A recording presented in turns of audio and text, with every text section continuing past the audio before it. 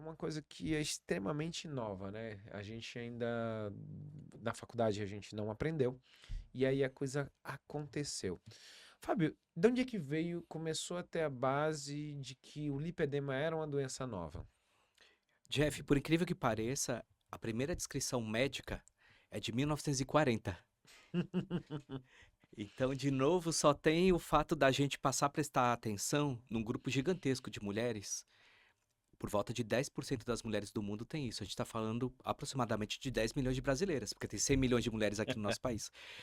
E se a primeira vez que um médico olhou para essa mulher e falou assim: você tem dor na perna, você tem reações inflamatórias, você tem dificuldade de emagrecer na perna, isso chama lipedema. Isso era Mayo Clinic em 1940. É sinal de que a gente, como médicos, né, e aí eu me envolvo nisso, a gente foi muito negligente com um grupo gigantesco de mulheres, né? A gente estava agora há pouco falando de tireoide. E o número de mulheres com tireoide, você me corrige, se está com hipotireoidismo, você me corrija, mas assim, 10% das mulheres é, é por aí também, não é? De No mínimo, hipotireoidismo? no mínimo, no Então, mínimo. agora, como é que uma doença tão frequente como o hipotireoidismo, que é o lipedema, é novidade, né? Só porque a gente realmente passou a prestar atenção nessas mulheres com mais carinho, com Entendi. mais atenção e acolhimento. Olha aí, que período ali, em que fase é mais comum a gente começar esse processo de desenvolvimento do lipedema? Na verdade, a gente começa a ver mudanças no corpo da mulher em momentos em que acontecem diferenças, alterações hormonais, tá? Então, algumas mulheres podem começar a desenvolver essas mudanças no corpo quando menstruam, algumas outras quando engravidam, ou quando entram na menopausa, ou quando passam a usar algum tipo de medicamento, como hormônios. Agora, muita coisa se sabe hoje sem ter uma base científica muito sólida. Então, tem muita coisa para a gente estudar, tem muita coisa para a gente descobrir. E então assim, a gente já começou a mexer com hormônio. Então, na realidade, a data, a época, uma idade vai começar para as meninas logo ali que elas vão começar a ter essa mudança, lá para os 12, Adolescência, 13 anos, exatamente. já começa esse início, é isso? E tanto que, se você tem, se eu tenho uma mulher que tem lipedema e ela tem uma filha, a gente hoje já orienta que desde a infância que ela comece já a ter cuidados para que essa filha não desenvolva. E Uhum, isso passa por estilo de vida, uhum. né? Cuidar da alimentação, ter cuidado de ter uma rotina de atividade física, tudo isso. Então, Fábio, então a gente vai falar muito sobre epigenética. Então, a pessoa pode ter ali já alteração que pode vir familiar, mas se a gente trabalhar muito bem a parte do contexto, do estilo de vida, a gente consegue fazer com que essa menina não desenvolva o lipedema? Não desenvolva, Jeff, é uma palavra muito forte, né? Na Exato. medicina Mas nem eu, nunca nem sempre, mas eu viu? É, concordo plenamente com a lei. Então, a gente está dizendo que é uma doença hereditária. Aham. Esses genes ainda especificamente estão em estudo, mas é uma transmissão autossômica. é, ou seja, um homem pode ser portador, mas em princípio ele não desenvolve lipedema, e pode transmitir para a filha. E aí essa doença genética, ela se desenvolve a partir da presença do estrógeno. Então aquelas células de gordura da perna, braço, joelho, coxa, começa a se desenvolver de uma maneira de se diferente. multiplicar e de se inflamar de uma maneira anormal. O que o estilo de vida determina ou não é se isso vai acontecer de uma maneira mais acelerada, se essa pessoa vai desenvolver mais inflamações. Mas como a própria lei colocou, mudança hormonal ao longo da vida da mulher é inexorável, né? Eu não conheço nenhuma mulher que consegue ter hormônio estável a vida inteira. Um dia ela menstrua, um dia ela tá usando anticoncepcional, Vai ela pode fazer engravidar. tratamento para engravidar, fazer FIV, ou Uhum. ela pode ter gestação, ou algumas mulheres têm câncer de mama, têm que tomar tamoxifeno. Ou toda mulher um dia Vai vai entrar ter na menopausa. menopausa. Ou seja, como a mudança hormonal é algo que é parte da vida de uma mulher, o lipedema a gente chama de doença crônica progressiva. Agora, se a gente conseguir se associar ao estilo de vida saudável, a gente tem uma condução um pouco menos grave, um pouco menos inflamada dessa mulher. Ale, quando você fala sobre estilo de vida saudável, o que que a gente pode pensar? Alimentação, exercício físico? Se sim, o que que a gente, tipo assim, o que que a gente deve evitar de se alimentar? Ou existe um esporte preferido para você manter umas pernas bonitas? Então, na verdade, não. Porque você tem mulheres com graus diferentes da doença e mulheres com limitações diferentes também. Algumas com limitações muito pequenas e que poderiam praticar qualquer tipo de esporte, qualquer tipo de atividade física, e outras que, por conta das deformidades decorrentes da doença, elas terão determinadas limitações. Então, quando é assim, geralmente a gente orienta que faça exercícios na água, porque vai ter menos impacto em articulação, É. transporte.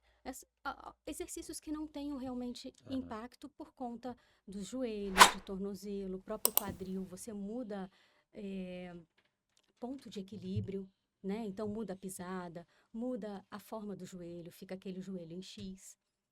Uhum.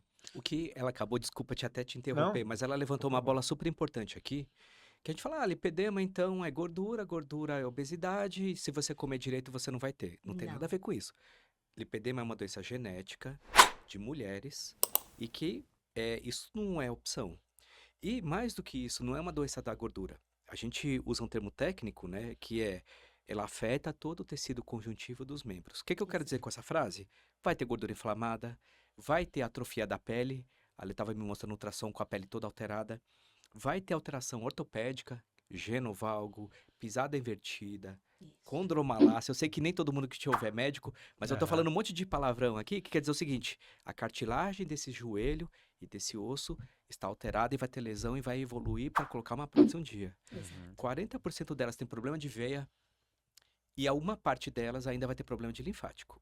Então, assim, uma doença que lesa a pele, lesa a gordura, diminui força muscular por inflamação da fáscia, lesa osso, lesa a veia, lesa linfático, atrapalha a vida social e causa dor crônica, e aí por isso está associado tanto a depressão, ansiedade, distúrbio alimentar, ela é gravíssima, Jeff. Se você Uhum. pensar assim, em todos os aspectos físicos, sociais, de saúde mental dessa mulher, está sendo afetada por esse lipedema. Olha que coisa doida que a gente estava negligenciando em princípio, né? Então, assim, eu fico muito feliz da gente poder ter essa oportunidade hoje com você de botar um pouco de luz nesse tema, porque a gente que é médico, né? Você começa a olhar uma vida de uma pessoa comprometida em tantos setores e com tanta possibilidade de prevenção, se a gente fizer diagnóstico precoce, Verdade. que é um desperdício a gente não falar desse assunto e alertar esses 10 milhões de brasileiros. Ó, só pegando a bola de Vamos volta lá. rapidamente. Ó, futebol aqui, hein? Gostei. Não, a melhor coisa do podcast é assim, Baixadinha, vão lá que eu bora. fico aqui da minha. O Fábio levantou todas essas questões da gravidade da doença e como isso afeta a vida de uma forma completa, né? Que a gente vê hoje, que quando começa a conversar com a paciente, a gente que tem essa anamnese muito integral e acolhedora, né? Eu sempre digo que a gente não é só corpo, a gente é alma, a gente é espírito, a gente é, é as nossas crenças, tudo isso. E quando você conversa e você vê que essa mulher tem lipedema e você faz esse diagnóstico, parece que assim, ela respira aliviada e diz assim: agora eu entendo tudo o que aconteceu na minha vida sempre. Agora eu entendo que a culpa não era minha, que quando diziam para mim, vai fazer dieta, vai fazer exercício, que isso aí resolve. Não era só isso, não é simples assim. Né? Porque a gente está falando de uma doença que ela tem controle, ela tem melhora, mas ela não tem cura ainda. É quase uma terapia, né? Você deu um diagnóstico, Totalmente. já começou a terapia, né? Você já começou a pessoa dar o déjà vu de... E É chama verdade. acolhimento, né? É um Porque, na verdade, assim, o que é mais grave é que boa parte delas refere, já procurei não sei quantos vasculares, já procurei não sei quantos ortopedistas, já procurei não sei quantos endocrinologistas, ou já procurei um cirurgião plástico que falou que eu tô louca, que não existe cirurgia da perna, e Aham. todos me dizem que eu sou louca. Agora, a partir do momento que existe um CID, porque já tem até CID, o Jeff, É F02. Ponto 2. Ou seja, já existe até CID, ou seja, a comunidade médica reconhece que ela não é uma doida, que existe uma síndrome que agrega todas essas queixas dentro de um nome, dá um significado e Verdade. finalmente dá norte para esse tratamento. Fala assim, bom, e pelo que se sabe, isso tem nome, isso tem fisiopatologia, isso tem tratamento.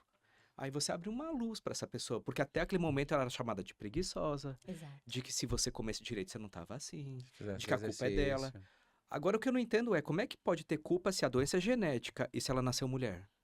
Isso não é culpa.